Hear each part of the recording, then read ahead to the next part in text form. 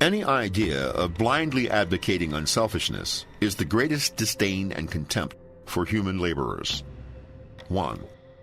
Human society can't survive without the gregarious living of mankind, let alone develop or prosper. To improve mankind's living materials production and living conditions, we humans have to obtain considerable material cultural achievements in institutional innovation by accepting the correct leadership of a single sage and the creative labor of a whole society. Humans distribute the interests of labor according to the rules of distribution in different periods of history to satisfy the living needs of all members of the society. Then, naturally, a goal can be fulfilled to pay the appropriate remuneration of all laborers considering their efforts. Since ancient times, wealth created by labor has far from satisfied all men's living needs. Mankind has long lived in shortage of material life's data, which imposes a heavy pressure. And thus, we humans are afraid of the future ahead and feel uncertain about it.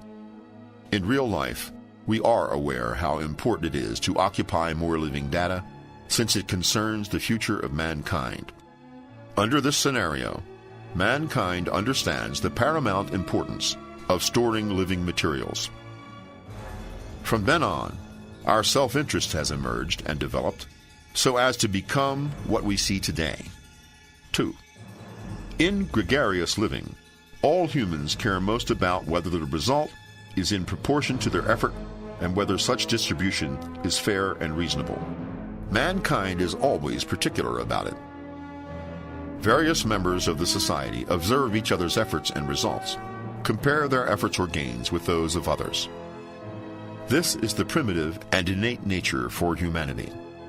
Organizations at all levels of human society must truly know it, understand it, and respect it. 3. From the moment of birth, mankind has respected himself.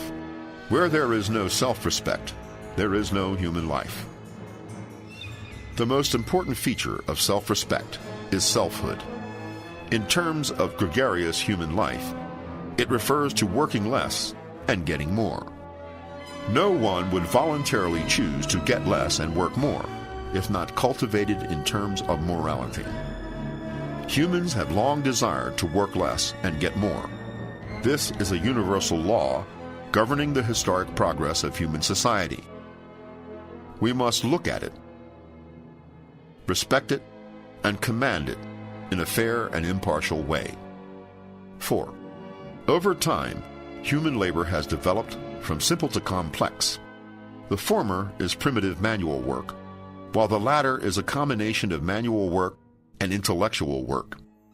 As human society advances, this pattern develops into a blend of intellectual work and intellectual creation. Behind these are increasingly complex and volatile systems of labor division.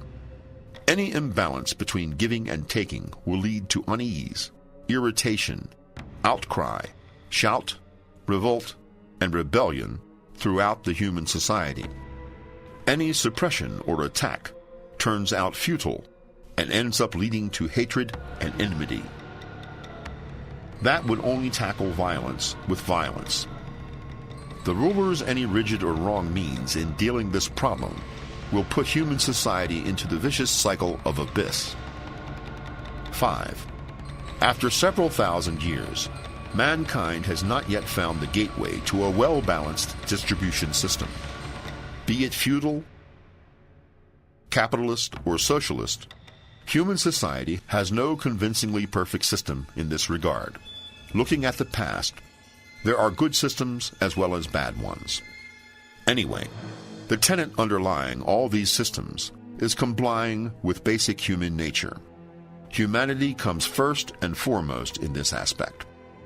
Any labor distribution system must take into full account humanity and reality. If such system deviates from the tenet, it is inevitable to end up in failure. 6. What striking features does humanity own? Balance of unity of body, material, and mind, spirit. In other words, the blend of yang and yin. Yin begets yang, and yang carries yin. Material life is an energy depository on which mankind depends indispensably.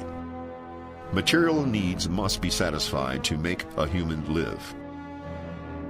To achieve its spiritual value, mankind has to possess a healthy physique that serves as a full guarantee to satisfy all its biological instincts. So humans must first have to work and make creations by labor, face the distribution system of labor results. Whether this system is good or not determines the harmony, stability, and development of human society. 7. As human society enters into a mid and high stage, there have been a dazzlingly array of achievements of humans' labor, material products and spiritual products. It becomes inevitable that humans conduct exchanges between material and spiritual products, between material products themselves, material products and spiritual products exchanges, and between spiritual products themselves. By such exchanges, humanity reaches a balance of its own life. 8. In social distribution, it's most difficult to deal with relationship between labor distribution system and labor production efficiency. Equally most irreconcilable is the conflict between distribution plan benefiting the laborer's production initiative and the plan not benefiting it. This conflict is mainly involved in first distribution.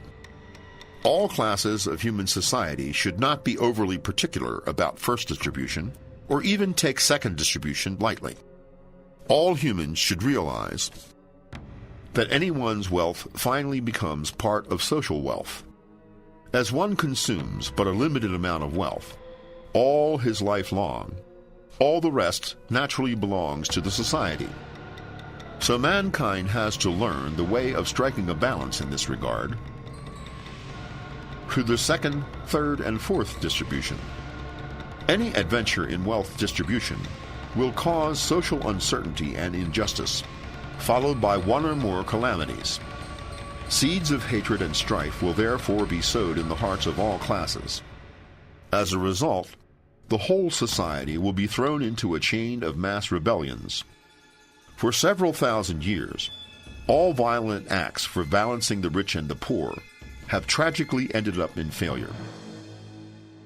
Indeed, all such efforts turned out to be a new cycle of suppression at the price of bloodshed and lives, of some few vested interests and the most disadvantaged people.